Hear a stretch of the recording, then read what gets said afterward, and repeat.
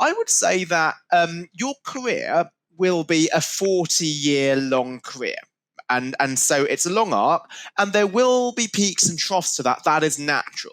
So in a bad meeting, like once you've come out of a bad meeting or you've given a bad presentation or your boss tells you off, you feel absolutely terrible, right? But just try to think about this. This is one meeting in a 40-year career. So often, like if I look in retrospect, right, the bad times, the bad meetings, they had very little effect on my career. Even if the boss told me off for something, then the next day time I did a good job and then he or she forgot about it. So often failures, yes, they look really bad right then at the time, but actually they're very small in the grand scheme of things.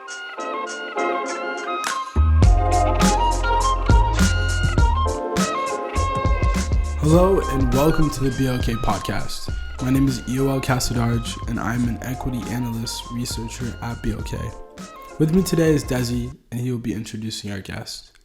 As a disclaimer, the opinions mentioned on this podcast are of the analyst and the guest and not of that of BOK. Awesome. Thank you, Eel. Hey everybody, my name is Desi Warren II and I'm an equity research analyst at BOK Capital Management, specifically in the real estate sector, and I'm a rising senior at George Washington University in Washington, D.C. Today, joining us, we will have Alex Edmans, professor of finance at London Business School and the current Mercers School Memorial Professor of Business at Gresham College. Alex graduated from Oxford University and then worked for Morgan Stanley in investment banking in their London office, and then also in their fixed income sales and trading in New York City. After a PhD in finance from MIT Sloan, he joined Wharton in 2007 and was tenured in 2013, shortly before moving to LBS. Edmans' research is on corporate governance, executive pay, responsible business, and behavioral finance, and has been cited over 10,000 times. And now, just to get started with the podcast, Alex, I would love if you could touch a little bit about your investment banking experience in Morgan Stanley.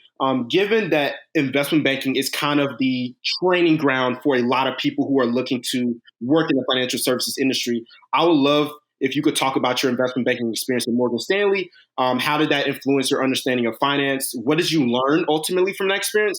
And how did investment banking ultimately give you a foundation for the rest of your career? Well, first, Desi, thank you so much for inviting me on. It's great to be here and to have the chance to speak to young leaders of the future. So I had a really great experience at Morgan Stanley. And now I know that a lot of people say, well, investment banking, it's a lot of hard work and long hours. And that is true. But I'd like to suggest that we view our first job after university as like a second degree. So where can you learn from the most? And so why is university so great? You've got bright other students. You've got some great professors to learn from. And that was the same at Morgan Stanley. So there were fellow analysts who joined with me and we all worked hard, but we had fun and we liked each other. And indeed, I left 20 years ago. This lunchtime, I had lunch with one of the other analysts and he's now a partner of a private equity firm and doing extremely successfully. And so that was just a great place to be. So just like you have alums from George Washington or wherever, you've got alums from Morgan Stanley. And I also worked with some great bosses. So my boss in my second year, at the time he was an executive director, I was a second year analyst. He actually let me work directly with him without a vice president or an associate in between. He is currently the interim CEO of Lloyds, one of the large UK banks. And so it's just a great place to work with some really smart and driven people. I also think that the skills that you learn are very broad. So you can have some jobs which are purely finance. So if you went into a quant role or maybe sales and trading with an investment bank, but I was on the corporate finance side, and there, yes, you did need to do some financial modeling, but you also needed to describe a company, present a merger thesis, sometimes to present to clients. So I thought there was a much broader range of skills. Yes, you needed the financial analysis, but you also need the strategic knowledge as well. So I'm really glad of the time I was there. It was only 2 years, but right now, the fact that I have to teach a lot of MBA students, I do a lot of consulting with investors and executives, those 2 years, even though they were a small part of my life, in the UK, an undergrad is only 3 years. It's a small part of your life, but you learn a ton. And I would view my time at Morgan Stanley as just as formative as my time was at Oxford. That's awesome. That's awesome. And, as somebody who's also going into investment banking at Morgan Stanley in the San Francisco office, it's really nice to hear that, just because investment banking does have this reputation of, you're going to be working long hours. And like you said, that's very true. But what other better place to learn as much as investment banking, specifically at a great firm like Morgan Stanley? Because if anything, you're given a lot of responsibilities, and you are just kind of thrown in the fire, essentially, for a lack of a better word. And so you are just doing a wide variety of tasks. And I feel like, that's just the best place to kind of start your career in this industry, where you're kind of thrown in the fire and you're going to have to learn a lot about yourself and learn a lot with working with others. So. That's right, but I would also stress that you need to make sure that you adopt the curiosity learning mindset. So you've got a great opportunity there, but there's a lot of analysts who think, well, all my role is just to do what my boss tells me to do. And then you're just purely executing. You're not actually learning. You might be doing actually pretty trivial tasks, sometimes to make sure a presentation was really nicely formatted. I think a great skill of an analyst is try to think about, well, what can you actually learn from this experience? And also, if you don't understand why something is done, to ask questions. So one of the people who mentored me was the global head of M&A. And unusually, for a global head, he was based in London. And he said that the biggest skill that he looked for from analysts was curiosity. So it might be just to ask, why are you doing it this way? And obviously, sometimes you're asking because you don't know. And you should only ask that question once, because if you keep asking your boss tons of times, why is it that the merger analysis is done like that, then obviously he or she might get lose patience. But you can always ask something once. And so rather than just pretending to know, ask and try to figure out why something's done that way. One other thing I'll say is that often analysts think, oh, their job is to do what the boss tells them. But it's a second and a more important skill to anticipate what the boss might want and try to make his or her life easier. Let me give a practical example. So one of my fellow analysts was asked by his boss to print out a set of equity research reports on a company in order to find out what the equity analysts were thinking about that company. So what did the analyst do? He went and printed out all of the equity research reports, bound them in a sort of a nice folder, and put this on the desk of the managing director. And the managing director was really angry. So he said, I hoped that you might have just thought more carefully about this, and maybe you could have just read the equity research reports yourself and provided me with a one-page summary of the key points. Right? And so you can turn something which seems really boring, just printing out some equity research reports and binding it into book, to a much more learning experience. So what is the learning out of printing something is nothing. Whereas if this analyst was truly somebody with curiosity, he would have thought, well, let me try and read the equity analyst reports. I should be interested in what the company is, and then let me go above and beyond and then describe the main themes to my boss in a little memo.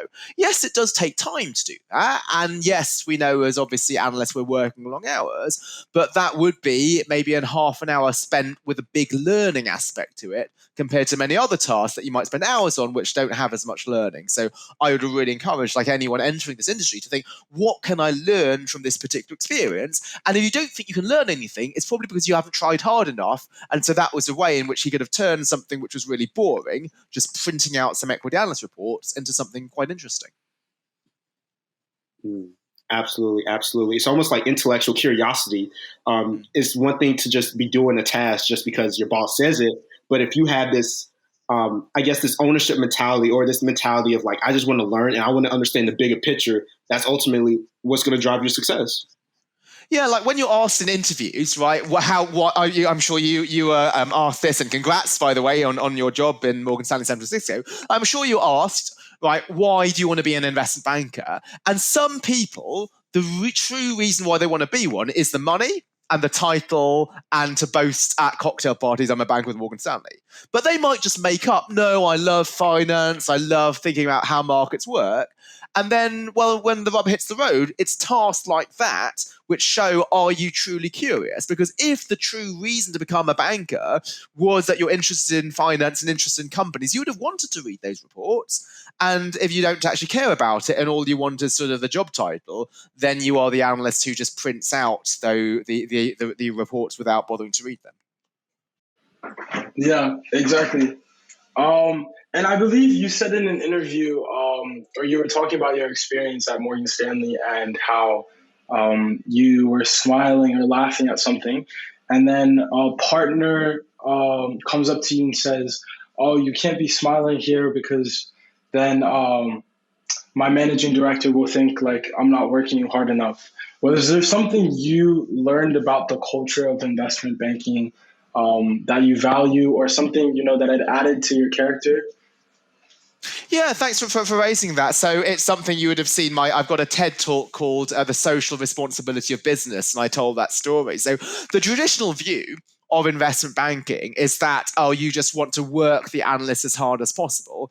And my vice president saw me laughing in the office and said, "Alex, why are you laughing? Don't laugh, because then my boss, the MD, won't think I'm working you hard enough."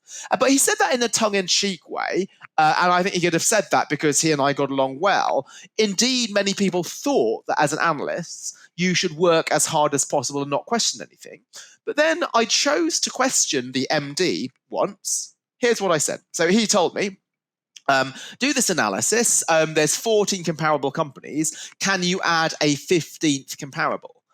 And I said to him, you might not know this, Mark, but actually to do this would take a huge amount of time. But adding this one extra company would feed into this analysis, which then affects this thing and that thing. Do we actually need the 15th comparable, given I already have 14? And Mark said, my boss said, "Oh, actually, no. I'm sorry, Alex. I didn't know it would take that long. I didn't know that this was going to feed into so many other things." And I thought that was great, right? So sometimes why work takes so long and analysts work so hard is their own fault. It's not that the bosses are sadistic. It's the bosses just might not know how long it takes something to get done, or they might not know the other tasks that you're doing for other bosses. So I think you just should say, well, if something is going to take a long time, you can say, well, I think this might take me 6 hours. If you indeed believe, as the boss, this is worth it, then I'm happy to go ahead. But just give him or her the information as to how long a task will take, and then they can make the trade-off as to whether your time is best used elsewhere. So again, I think what's important is just proactivity, right, rather than just accepting everything that's given to you. And in my first 6 months, I had my first review. And in a review at Morgan Stanley at the time, you just had on the left column just your 3 main strengths and your 3 main development areas. And the right column was always blank unless there was something unusual. And for me, what they wrote was that notably for a first-year analyst, Alex has the confidence and courage to express his own views, which is to be encouraged. And I think that said far more about the company than it did about me, right? Because often people think Morgan Stanley or any investment bank would like analysts who just follow everybody's commands and always do work when they're told. But no, this told me, no, this was an organization that actually does respect people who are willing to step up. And that's why in my second year, when I moved to financial institutions, I was able to start working with that executive director directly with nobody in between. Yeah, that makes a lot of sense. And I feel like there's a theme that's coming back here throughout our discussion so far, just, innate curiosity and you being able to, speak for yourself in that type of environment, which is extremely encouraging. Yeah, and I think it's something where often it's very tempting to view ourselves as like helpless, right? Because there's a massive organization there and you're one small person. But if there's one big takeaway, I think you have more control over your circumstances than you can. Clearly, right? I'm not saying you can change everything and you can tell your boss no all the time. But I'm only saying, well, maybe you can win one thing out of 10 or maybe one thing out of 20. Like, think about some great baseball players, right? A good batter hits the ball 280, right? To move from 280 to 310, right? All you're doing is you're increasing it by 0.03, right? That's not much, right? That's one hit in 30, but the difference between a 280 hitter and a 310 hitter is really big. And so if you can just have these couple of times where you might be able to push back on some work, I think that will have a big difference on your effectiveness as an analyst, and also just your mental health. Because if you feel you're helpless, then that's quite different to thinking, well, no, actually, no, there might be some times where I can explain to my boss how much work I have and what other demands there are on my time. Yeah, exactly. And just coming back to before your Morgan Stanley experience, to more of your roots in the undergrad, what was it at Oxford that just pulled your interest towards investment banking? I'm aware, like in the UK, I mean, being a student in the United Kingdom, you usually have to go into your degree knowing what you're going to study. So where did your interest in finance originate from, and how did Oxford help or hinder that interest? Yeah, you're absolutely right. So in the UK, you have to specialise much earlier. So at the end of high school, you typically do only 3 or maybe 4 subjects. And for me, so many of my friends did complete sciences, like maths, physics, chemistry, or others did complete art, so something like history, English, and French. I unusually did a mix of both. So I did English, German, economics, and maths. And so very few people did both maths and English, for example. But that highlights why I loved economics, right? Because it's a social science. So there are some theories, but those theories are not set in stone like physics, right? We can argue as to whether it's better to have higher taxes or lower taxes, or whether inflation is more important than unemployment. There's differences of opinion. And that's why I really liked economics, is that you can have different viewpoints, but you still have some theory to argue. So it's not purely subjective. Do I like this literature or not? And so that's what caused me to study economics at university. And then finance was a pretty natural career to look at. So there was the Oxford Financial Society, which was a student organisation where investment banks would come to campus. They might run trading games or M&A games where you sort of got to see what it's a bit like to do an M&A deal. And I thought, well, this is quite fun. And my summer, I was a summer intern with Chase Manhattan at the time. I did syndicated finance, which is syndicated lending.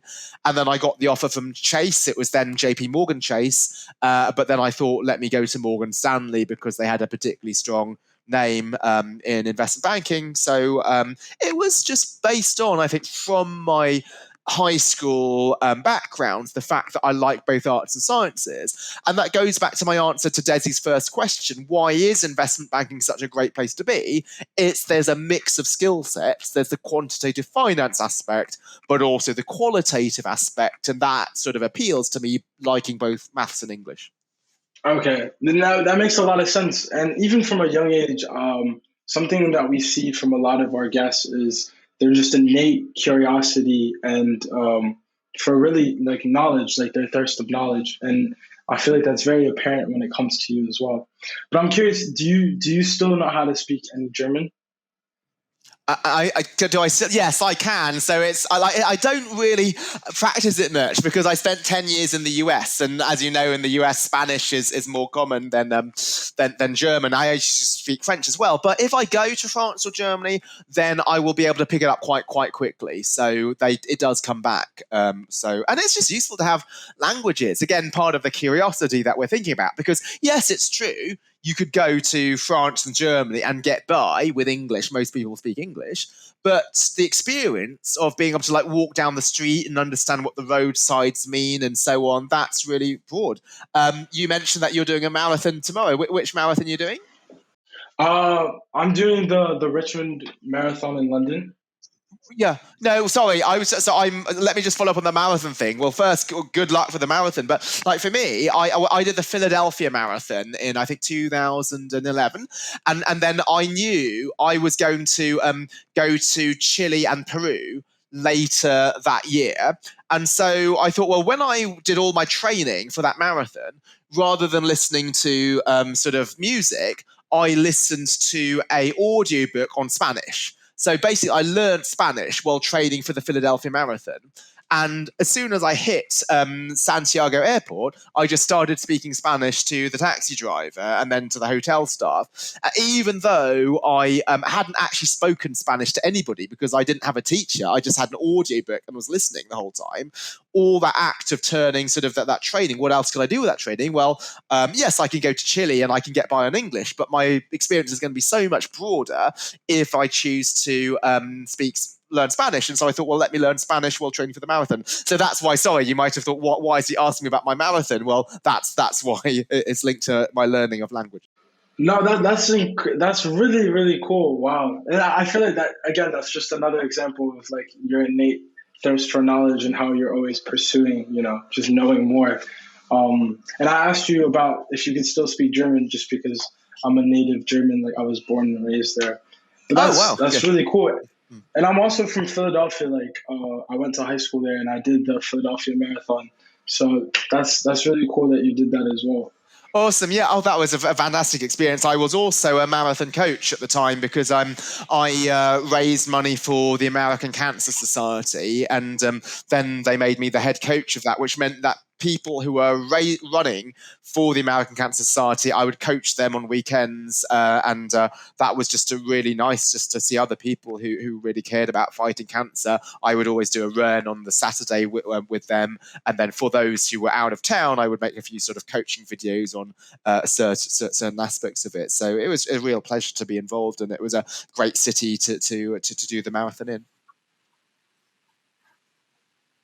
That's awesome. And Alex, I really knew you were an awesome person when I saw your bio, but now like just learning more about your background, it just really makes you more appealing and more interesting just because it heavily relates to my own background. So currently I'm at GW and I'm studying French right now, and I hope to become fluent in French. And I think, at my university, there's this stigma of like, if you want to go into any business related field, so if you want to go into private equity, you want to go into investment banking, sales and trading, things of that nature, you have to be in the business school.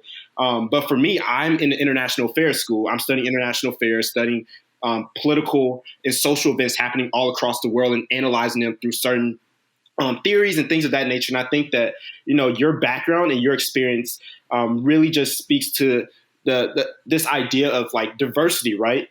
And not just diversity in terms of like racial and social economic background, but just diversity of thought and diversity of like academic experiences, right? And that kind of leads into my next question of what ultimately like kind of inspired you to get your PhD? Because I haven't heard, at least for me personally speaking, I haven't heard too many people getting their PhD in finance. And I kind of am super curious about that. Like, what kind of inspired you to get your PhD? And if you can also talk about your experience at Wharton, which is a phenomenal school, by the way, I think that would be greatly appreciated. Yeah, absolutely. Thanks for asking. So as I mentioned, I did enjoy my time at Morgan Stanley. So it wasn't that I got mistreated and then decided to leave. But when I was working on say, deals, I might spend, say, 7 months of my life working on one company selling a business to another company. And I thought, well, that I'm focusing so much of my time, but what I'm affecting is very specific to that one company's problems at that one time. Whereas if you're an academic and you write a paper, then that paper could be timeless and it could apply to many companies across different industries. Or if you give a TED talk, that talk could be viewed by 2 million people. So obviously you don't get paid as much in academia, but I thought the bandwidth and the number of people that you could reach by a talk or something that you write might be higher. So I was really lucky to have a Fulbright scholarship, which was introduced to promote UK-US culture exchange. That took me to MIT Sloan. And MIT, I was lucky to work with some great people. So I don't know what books you or your listeners read if you learn finance, but one of the key textbooks is by Brealey, Myers, and Allen. It's called Principles of Corporate Finance, and Stu Myers was my thesis advisor. Actually, I am now a co-author of that book. So from next year, it's going to be Brealey, Myers, Allen, and Edmans. And it was just a pleasure to be working on that textbook where everybody was given it when we started at Morgan Stanley. So when I was doing my work at MIT, you have to write a thesis. And my thesis was actually about soccer. So you might think this is crazy. How can you get a thesis at MIT about soccer? Well, what I wanted to look at is I wanted to show that the stock market was driven by psychology and emotions, not just rational things like profits and dividends. And I thought, well, how can I find a good measure of mood? Well, let's look at what happens when a country loses a World Cup game. And so what I showed was that when a country is knocked out of the World Cup, the market goes down significantly the next day because traders become depressed. And you might think, well, that's a crazy thing to write a PhD at MIT about, the effect of soccer. But I think because it was such a novel idea, that's why the paper had quite a lot of impact. And I was lucky enough to be interviewed on ESPN even as a PhD student. I was on ESPN Cold Pizza, CNN, CNBC, and so on, just with that paper. And you might think, well, that's a bit of a silly question. Why do people care about soccer? But what I was trying to do was to link psychology and mood into finance. And those two things were typically not linked, right? We think finance is rational and mathematical. You think psychology is much more sort of conceptual. But the same breadth and diversity of thinking that we've talked about in this podcast, that's what allowed me to marry something sort of very quantitative, finance, with something psychological like emotions. And that led to one of the big papers in my thesis. And that helped me get my job at Wharton, which was, again, a great place to be. I was there from 2007 to 2013. And again, very much like Morgan Stanley, right? You work with other great faculty. But the students that I worked with were amazing. So some of the students founded some great companies. I'm sure you know Warby Parker. So that was founded by not only students, but I played in the ice hockey team. So in addition to my job as a professor, I was involved, because I was very young when I started, I was involved in a lot of the student activities. So I captained one of the Wharton ice hockey teams one year, and Neil Blumenthal and Jeff Rader, who founded Warby Parker, Jeff Rader's now founded Harry's, the shaving company. They were both in my my team. Another student, Will Shue, founded Deliveroo, which is, again, a unicorn startup in food delivery. And this is not to name drop, but just to say it was just a pleasure to know these people. And even though sort of I was the professor and they were the students, I learned as much from them as they did from me. That's awesome. That's awesome. And just going back to the psychology and how that impacts the U.S. equity markets or just the stock market in general, I just can't help but think about the situation that happened earlier this year with GameStop. I know, like, in some of my economics courses, you know, when the professor was talking about how to invest in the stock market, they were talking about, like you said, dividends, value investing, and things of that nature, and some of the more technical, fundamental ways on how you should invest. But that whole situation with GameStop just taught me the importance of psychology and how sometimes, like, people's decisions to invest in certain stocks of certain companies is purely driven by, like, psychology and emotions, which is something that's kind of, just for a lack of a better word, just not emphasized enough. And I'm glad that you were able to write a paper about that. And that's amazing. Yeah, I think it's just really interesting as well, particularly because people think about finance as being just maths, and they think, well, if I'm not a math person, I'm not going to find it interesting. But psychology is something that everybody can get excited about. Indeed, one of my other jobs is, in addition to London Business School, I'm a professor at Gresham College. Now, Gresham College is quite an unusual institution. You can't study there. You can't do a degree. All they do is give free lectures to the public in order to just educate the public, just like Michael Faraday used to give on science. And I'm currently the Gresham Professor of Business, and my current lecture series is on the psychology of finance. So if any of your listeners are interested, they're all free. If you just Google Gresham Alex Edmans Psychology of Finance, you'll find 6 lectures there on exactly these topics that we're discussing. And hopefully that will be of interest even for people who might not think finance is an exciting thing, because it shows that these are affected by human factors, not just mathematical factors. Yeah, and that's actually exactly how I was referring to you. I believe one of my classmates was watching one of your lectures, and this was like term 1 of last year, and we were just sitting down and watching a few of them, and then we saw that you're also a professor at London Business School, and then we saw that you were a professor at some other schools as well, and then we were so intrigued, and we were like, oh, we need to bring this guy on the podcast. Oh, that's great to hear. And again, this is sort of linked to why I wanted to be a professor to begin with, because as I mentioned, right, if you do one deal, you're just helping that one company. Whereas if you give a talk at Gresham and that talk is put online, then anybody could hear about it. And I had no idea that that would lead to you hearing about my work and then us doing this interview. And so that's just what gets me really grateful to be able to do this job and to meet and chat about my ideas with a broad audience. Yeah, exactly. And just referring back to the textbook that you mentioned earlier, Principles of Corporate Finance, you released a book not too long ago, which was called Grow the Pie. I'm not sure when you co-authored Principles of Corporate Finance, but were there any elements of that experiences that really helped or inspired your own personal book, Grow the Pie?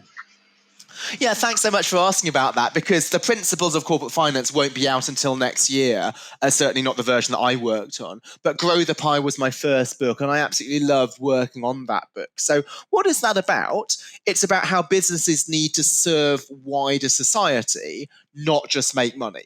Yeah, we know that money is important, right? Businesses need to make profits, but businesses also need to provide enriching jobs for employees. They need to make sure that they don't harm the environment. They need to make sure that the products they make actually genuinely improve customers' lives rather than causing addiction or so forth. And so that's why it's called Grow the Pie, is we often think that there's a fixed pie, and anything that a company gives to workers in the form of higher wages, let's say, is at the expense of profit, right? The more of the pie you give to somebody else, the less for you. But what I'm trying to show, and this is based on a lot of rigorous evidence and academic research, is that when a company invests in its employees by giving them meaningful work and skills development, just like my bosses did at Morgan Stanley, this actually then makes employees more motivated, more productive, and therefore the company becomes more profitable and successful in the long run. And so when we often think about, well, there's an ethical case or a moral case for businesses to serve society, I'm showing that there's also a business case, right? We want to treat society well, not just because it's ethical and moral, but it's actually really good business to do so. And indeed, one of the things that gives me a lot of heart is that right now, companies are really thinking about purpose and trying to do better for society. Now, some might say it and not genuinely put it into practice. But then there are other companies who I do think are genuine about trying to make the world a better place. And what my book is about is to show that you can do that and also be successful, but also give you a roadmap of how to put it into practice. And what is great is that the reaction to that the book has got, it was like one of the Financial Times books of the year for last year. And I was invited to speak about it to companies like Morgan Stanley, Goldman Sachs, KKR, various law firms, and so on. You might typically think those companies should just be about making money, not about purpose and serving society, but no, they were taking it really seriously. So some of the top investment banks and hedge funds and accountancy firms and private equity firms now recognize like that in order to be successful in the long term, you need to ensure that you treat your employees and customers and the environment and suppliers well. Exactly. And this book being new and so influential, was there anything you really did to make it so special and meaningful? Like how, because presumably you do a lot of research when it comes to these types of books. So how did you make this research so palpable and meaningful to where, like, these companies and law firms that you listed before are able to utilize it so efficiently? I was really lucky to have a lot of people providing feedback and critique. So it actually only took me about 5 months to write the first draft of the book, but then I sent it to people who I knew I could trust to challenge me and tell me what was bad about the book. Right? There are some people where you'll send your book to or something to, and they'll say, "Oh, it was great." But I wanted to send it to people who I knew that if they thought there was something wrong with it, they would tell me. And I was really lucky that I have many friends and colleagues that I can trust to do that. And so I spent about a year revising it where they said, oh, this chapter doesn't make sense, or this example doesn't seem to work here, or they gave me other new examples which would be better. And so there's a long list of acknowledgements at the back of the book, and this is not just perfunctory. I am genuinely very thankful for many people who contributed to the book, and so that was a big part of it. So just like discussed diversity, another aspect of diversity is sort of diversity of opinion. So I worked on the book for 5 months. I had a bit of tunnel vision, whereas there might be a lot of other perspectives which, by asking these people, I was able to benefit from. That's awesome. Yeah, so that's amazing. Just other people having or being willing to critique your own work is really meaningful and helpful, I guess. That's awesome. And I kind of wanted to ask, Alex, just to kind of round up the entire discussion, I wanted to ask, and you've obviously have a great career. You've done a lot of amazing things. I kind of want to get more into success, right? And how do you define success? Because I think when a lot of people think of success, they think of it in terms of a very linear path, right? Whereas like a lot of people don't understand that there's a lot of ups and downs and ups and downs and ups and downs. And I was wondering, what advice would you give to young professionals seeking to break into the financial services industry? But then also, if you're comfortable enough to talk about this, I would love to know what role has failure played in your journey? Because oftentimes when we bring guests on, we talk about their successes and how much they've achieved. And while that's great and it's good to know about their successes, I think it's also equally important to know about their failures, because the greatest opportunity for a man or a person to learn is oftentimes when they're at their lowest points.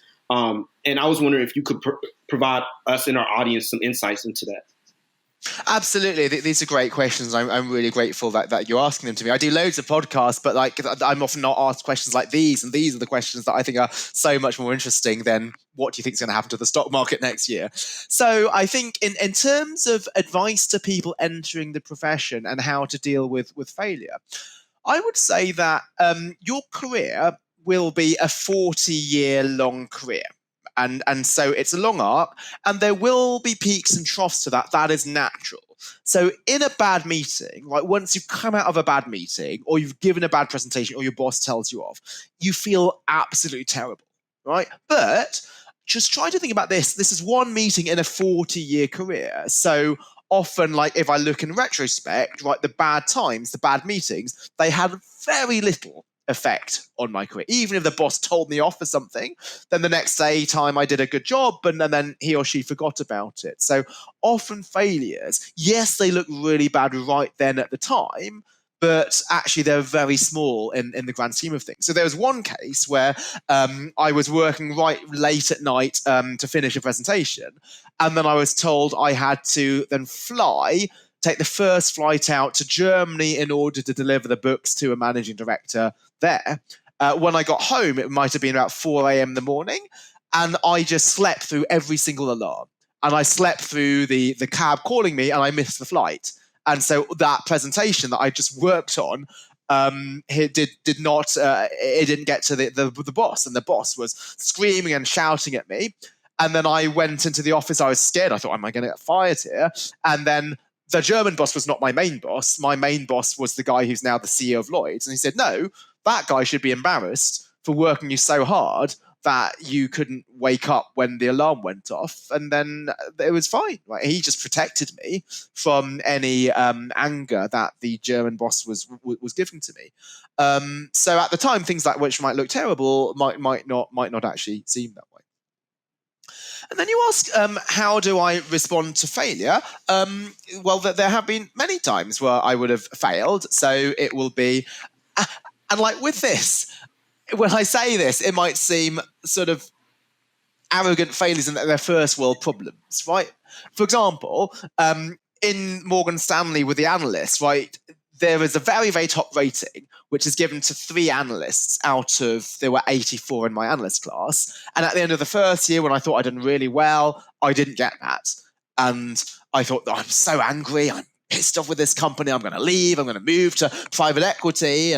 But that's a first world problem because I was ranked in the second tier of analysts from number 4 down to number 20 at one of the top investment banks in London in the world in a job that loads of people would have killed to get for. So anything which often seems to be failure, right, is in relative to most people, we're very fortunate, right? The fact that we are thinking about finance, right, that's a career that many people can't even contemplate to begin with.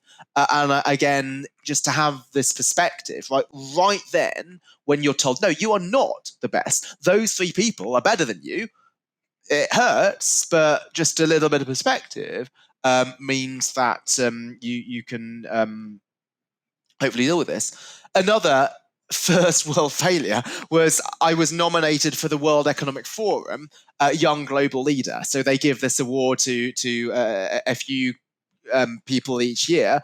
I was a finalist for that, and I didn't get it, and I was really I was quite disappointed by it. But then I just thought, why might I have not got this compared to the other people? I looked at the criteria, and they talked about the breadth of impact. And at the time, I had a great academic footprint. I published some papers in some top journals, was respected as an academic, but I wasn't as widely known to practitioners. And that was one of the motivations for writing the book, Grow the Pie, is to try to make my work accessible to a general audience, including non-academics. And so that motivated me to do that. So I'm really glad that failure then inspired me to write this book. And I didn't do it to think, oh, well, let me sort of show the World Economic Forum that they were wrong. Instead, no, they actually have a point, right? Maybe I don't have as big an impact as these other people, right? Often when we get a decision we don't like, we think that we're right and they were wrong. But no, to think, well, maybe they were right and maybe I wasn't good enough. And let me try to do things to improve my impact, not to win future awards, but because I realise, I don't have the impact that I should have because I'm only writing for academics, not doing things for the general audience. And now I'm doing things like the book, like the Gresham lectures, and like this podcast, where I'm hopefully reaching more people than I would if I was just to write academic papers. That's awesome. And first off, I want to thank you for even sharing that, because sometimes people tend to be very uncomfortable talking about their failures, and people are just not as enthusiastic about sharing their failures. But I really appreciate you for being vulnerable, because I think that someone who's willing to be vulnerable is someone who is willing to get better, but someone who's also very strong and mentally strong, and willing to share that with our audience. I think is so key, because I know, at least for some of our members in BOK, and then also for some members of our audience, they may be struggling to get that summer internship at Goldman Sachs or KKR or McKinsey, or they may be struggling to find a full-time opportunity. And I think that it's important to share your failures just as much as your successes, because there's a lot of people who are going through that right now. And I think it's important to give the full picture and not paint this very rosy picture of success, right? In terms of like everyone gets it, it's easy. The path to landing this competitive job or the path to success or earning a lot of money is very easy, when that's absolutely false. That is false. To even get my job in Morgan Stanley, people don't know like just how hard it was, and how hard you have to study in your classes, how much you have to prepare for the technicals, just how many times you have to network with alum. So I definitely appreciate you for sharing your failures and just being very vulnerable with us and the entire audience today. You're very welcome. I would say that a failure is always an opportunity to learn, but just as in the first comment at the start of the podcast, you need that mindset of learning, because people will respond to failure and say, I was right, they made a bad decision, and they don't get the opportunity. But if you do get rejected from the Goldman Sachs or the KKR, just ask them, and they often will give you feedback. And sometimes you might think, well, that feedback is wrong, but let's ask, well, might they be right? And if you do allow for the possibility that the feedback was actually correct, and then you might try to address the shortcomings that they were highlighting, and that will make you succeed the next time. Absolutely. Yeah, absolutely. Yeah, thank you so much for just giving us this amazing perspective of your career and your mindset and how you think and how you view certain things. And I think this is a great, nuanced perspective that we haven't really been exposed to. So we really do appreciate that. And thank you so much for just giving us the time and speaking with you. You're very welcome. It's a huge pleasure to do this. And as I say, I do lots of podcasts which are just purely on finance, but I think the deeper questions that you've asked me are really important questions. And it's a pleasure to be able to share my thoughts.